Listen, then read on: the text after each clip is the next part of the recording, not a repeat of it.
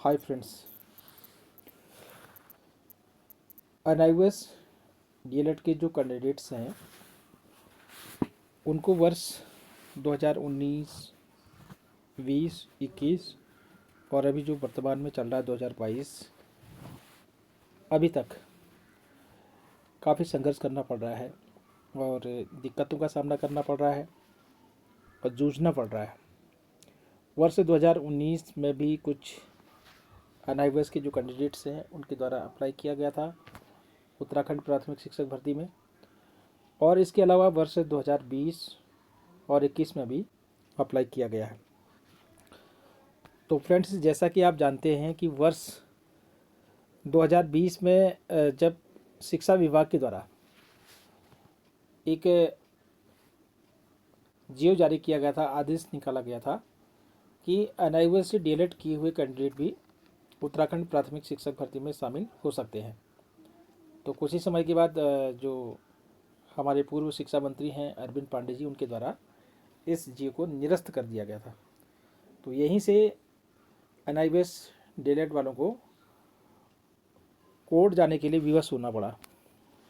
तो तब से लेकर के अभी तक मामला कोर्ट में है और जिसके लिए अंतिम डिसीजन जो है 13 अप्रैल 2022 को आने वाला है और जजमेंट आएगा और निश्चित रूप से एनआईओएस डीएलएड वालों को इसमें सफलता मिलेगी।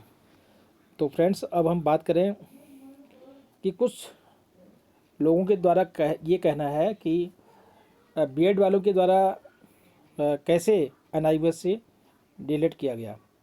तो फ्रेंड्स, मैं आपको बता दूं कि कक्षा 1 से लेकर के 5 तक या कक्षा 1 से लेकर के 8 तक पढ़ाने के लिए या तो बीटीसी होना चाहिए या फिर डीएलएड का डिप्लोमा होना अनिवार्य है, तभी जाकर के वो शिक्षक कक्षा 1 से लेकर के 8 तक के बच्चों को पढ़ा सकता है। तो फ्रेंड्स, उसमें से कुछ बीएड वाले जो कि अशासकीय विद्यालयों में या फिर जो मैनेजमेंट के स्कूल होते हैं या फिर अर्ध सरकारी विद्यालय होते हैं उनमें एलटी के पद पर या फिर लेक्चरर के पद पर कार्यरत थे।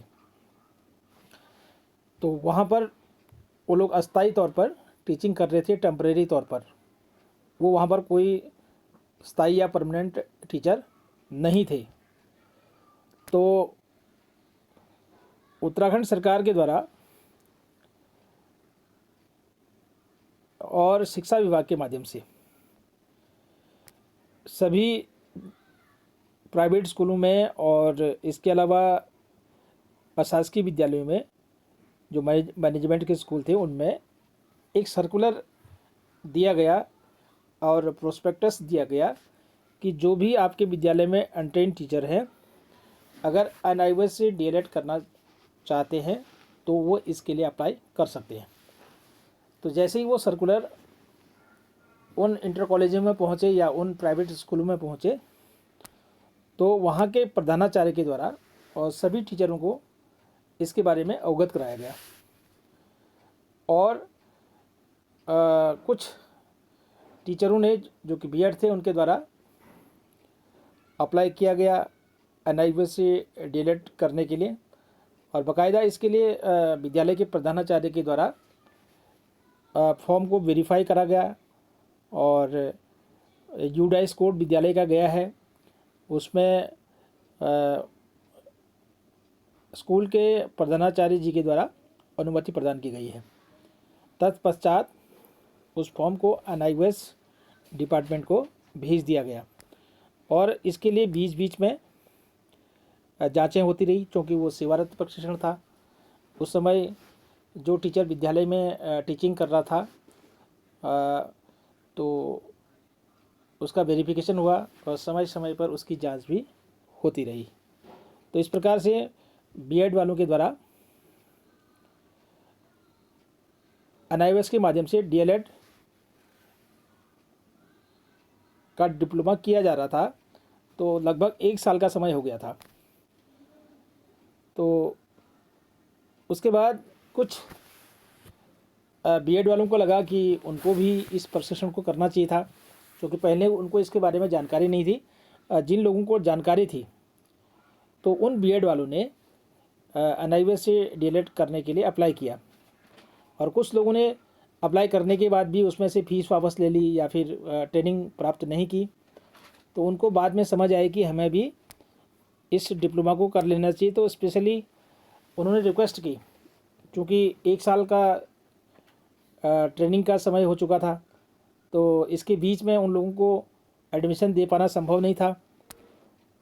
तब बीएड वालों के लिए, जो बचे हुए शेष बीएड वाले थे जो एनआईवीएस डीएलएड के लिए अप्लाई नहीं कर पाए थे, उनके लिए एक विकल्प के तौर पर एनआईवीएस के द्वारा एक रास्ता निकाला गया और उनको 6 महीने का ब्रिज कोर्स कराने के लिए वहाँ पर एक सर्कुलर जारी किया गया। तो जो बचे हुए बीएड वाले थे जो कि एनआईवीएस से डीएलएड करने के लिए अप्लाई नहीं कर पाए थे, तो उनको मौका देने के लिए एक ब्रिज कोर्स चलाया गया 6 महीने का, और इसी के आधार पर उनको 6 महीने का प्रशिक्षण दिया गया। तो ऐसा कहीं भी नहीं लिखा था कि बीएड वाले एनआईवीएस से डीएलएड का कोर्स नहीं कर सकते हैं। तो उसके लिए सभी, चूँकि बीएड वाले भी अनट्रेन माने जाते हैं प्राथमिक शिक्षक बनने के लिए, तो इसलिए बीएड वालों ने भी अप्लाई किया, और जो प्राइवेट स्कूलों में अनट्रेन थे तो उन्होंने भी एनआईवीएस से डीएलएड के लिए अप्लाई किया। तो इस प्रकार से अब वे लोग विरोध कर रहे हैं इसका जिन्होंने ब्रिज कोर्स किया है, क्योंकि उनको जानकारी नहीं थी और समय पर एनआईवीएस से डीएलएड में एडमिशन नहीं ले पाए, या फिर कुछ लोगों ने एडमिशन लिया तो उसमें से फ़ीस वापस ले ली और ट्रेनिंग को किया ही नहीं उन्होंने। तो इस प्रकार से जब उनको बाद में समझ आई तो तब जाकर के एनआईवीएस से उन्होंने स्पेशली रिक्वेस्ट की, तो एनआईवीएस ने एक विकल्प के तौर पर उनको 6 महीने का ब्रिज कोर्स कराया है। तो अब जो है जब एनआईवीएस डीएलएड वालों का, जिन्होंने 2 साल का डीएलएड किया, उनको अगर मौका मिलने लग रहा है प्राइमरी टीचर बनने के लिए, तो अब जो है ब्रिज कोर्स वाले उसका विरोध कर रहे हैं, या फिर बीएड वाले उसका विरोध कर रहे हैं कि बीएड वालों ने किस प्रकार से एनआईवीएस से 2 साल का डिप्लोमा हासिल किया। तो यहाँ पर खिसियानी बिल्ली खंभा नोचे वाला किस्सा जो है यहाँ पर फिट बैठ रहा है उन लोगों के लिए जिनको एनआईवीएस डीएलएड के बारे में सही तरीके से जानकारी नहीं थी। तो फ्रेंड्स, इस प्रकार से बीएड वालों ने अपना कोई भी तथ्य छुपाया नहीं, और अपने आप को अनट्रेन मानते हुए, क्योंकि बीएड जो है वो एलटी के लिए और लेक्चरर के लिए एलिजिबल है, तो इसलिए बीएड वालों ने भी अपने आप को अनट्रेन मानते हुए एनआईवीएस से डीएलएड के लिए आवेदन किया। तो इसलिए जो लोग कह रहे हैं कि बीएड वालों ने अपना तथ्य छुपाया और एनआईवीएस से डीएलएड किया, ये उनका कहना कदापि जो है सही नहीं है। क्योंकि कोई भी आदमी बीएड अगर करता है, उसको बीएड के माध्यम से अगर सरकारी जॉब नहीं मिल पा रही है तो वो डीएलएड भी कर सकता है। ये नहीं कि बड़ी डिग्री हासिल करने के बाद आदमी छोटी डिग्री या डिप्लोमा नहीं ले सकता है, ये कहीं भी लिखा नहीं है। तो इसलिए आप अगर बीएड आपने किया है, तो अगर आप बीएड करने के बाद भी अगर नीचे छोटा डिप्लोमा डीएलएड का करना चाह रहे हैं तो आप कर सकते हैं, क्योंकि आपको भारतीय संविधान ने अधिकार दिया हुआ है। संवैधानिक अधिकार अधिनियम के अंतर्गत भारतीय संविधान के जो आपके 6 मूल अधिकार हैं, उसके अंतर्गत एक शिक्षा का अधिकार है, राइट टू एजुकेशन, जिसके आधार पर आप कोई भी शिक्षा ग्रहण कर सकते हैं। कोई भी इंस्टीट्यूट या कोई भी संस्थान या कॉलेज आपको कोई भी ट्रेनिंग लेने से रोक नहीं सकता है, ये आपका संवैधानिक अधिकार है। तो इस प्रकार से जिन लोगों ने बीएड करने के बाद भी एनआईवीएस से डीएलएड किया है, तो उन लोगों ने कोई गलत कार्य नहीं किया है, क्योंकि कोई भी आदमी अपनी डिग्री या डिप्लोमा को हासिल कर सकता है। तो उन्होंने सेवारत प्रशिक्षण लिया है, इतना संघर्ष किया है, तो वे लोग बधाई के पात्र हैं जिन्होंने बीएड करने के बाद भी एनआईवीएस से डीएलएड किया। ये उनकी अपनी मेहनत है, अपनी लगन है, अपना संघर्ष है। तो इसके लिए बीएड करने के बाद जिन लोगों ने एनआईवीएस से डीएलएड किया है, उन लोगों का विरोध नहीं किया जाना चाहिए। और जो लोग विरोध कर रहे हैं तो उनको सही तरीके से जानकारी नहीं है।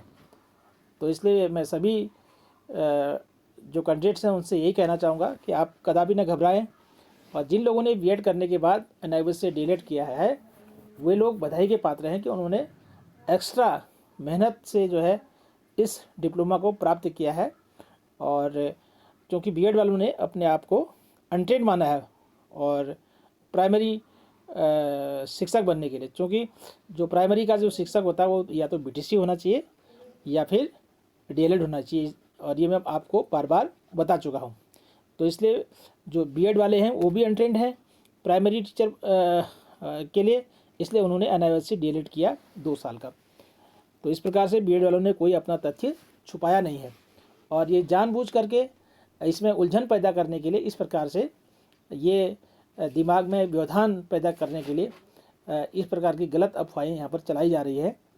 और कदापि आप विचलित न हों, और किसी को भी अगर इस प्रकार की कोई दिक्कत होती है तो आप शिक्षा विभाग के जो उच्च अधिकारी हैं उनसे संपर्क कर सकते हैं, क्योंकि एनसीटी की गाइडलाइन के अनुसार शिक्षा विभाग के सभी उच्च पदाधिकारी इससे विज्ञ हैं, वो सभी नियम अच्छी तरीके से जानते हैं। तो आप घबराएं नहीं, क्योंकि बड़ी डिग्री या डिप्लोमा जैसे कि एमबीबीएस की डिग्री अगर कोई लेता है तो उसके बाद अगर कोई छोटा जो डिप्लोमा है फार्मेसी का अगर करना चाहें तो वो भी कर सकता है, इसके लिए कोई बाध्यता नहीं है। और आप कोई भी एजुकेशन ले सकते हैं, आपका अपना अधिकार है। तो इसलिए बीएड वालों को कोई भी डिप्लोमा करने का अधिकार है, चाहे वो डीएलएड हो या फिर बीटीसी हो। तो फ्रेंड्स, ये थी आज की ताज़ा जानकारी। नई और ताज़ा जानकारी के साथ आपसे पुनः मुलाकात होगी। तब तक के लिए जय उत्तराखंड, जय भारत।